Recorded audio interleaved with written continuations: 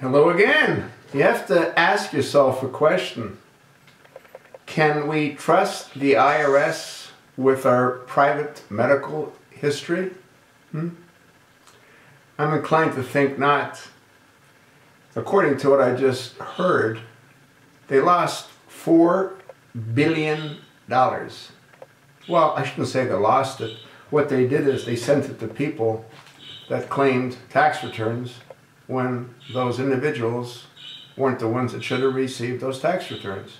That's $4 billion. Now personally, I believe that number is significantly higher than that. That's what they've determined based on what they found to this point. They also have arrested over 800 individuals, which is probably not even a scratch in comparison to the number that committed these crimes. So you've got an organization that doesn't have a clue as to what they're doing. I did a video a while ago where I talked about literally thousands of checks were sent to the same address. You'd think somebody would have clued in, maybe even the Postal Service. It's pretty amazing. And now we're supposed to trust them with all of our medical history. You think that makes a whole lot of sense? Now, what should happen is the IRS should be shut down. And if we really had a true justice system, that's exactly what they do, based on what they did to the Tea Parties, that they demanded to receive idiotic pieces of information from, the books they read. They were even asked to do book reports.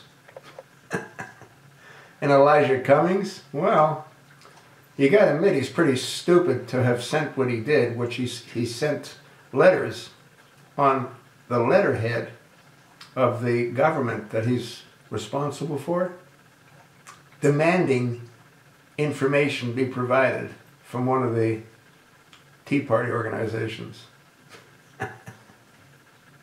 Anyway, enough of this.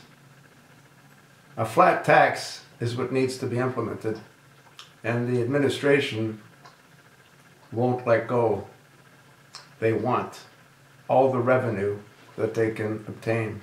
You know, I did a couple of other videos as well on tax and the various taxes. When you add up the various taxes, it's mind-boggling. It's totally mind-boggling.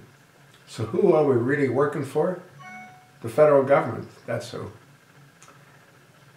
I'm hoping that the IRS is disbanded.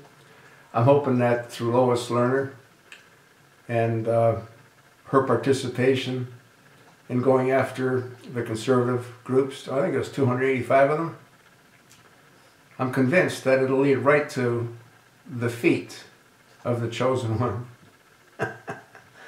Douglas Shulman and his assistant, they all need to be held accountable for their multitude of crimes. I told you what I think. So what do you think?